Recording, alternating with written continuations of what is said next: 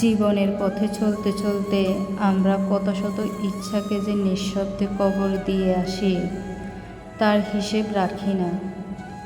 কিছু ইচ্ছে থাকে যা সাহস করে প্রকাশ করা যায় না নিজের সীমাবদ্ধতার কারণে। সেগুলো আমাদের মস্তিষ্কের ভিতরে একটি সুপ্ত অংশে চিরকাল ঘুমিয়ে থাকে।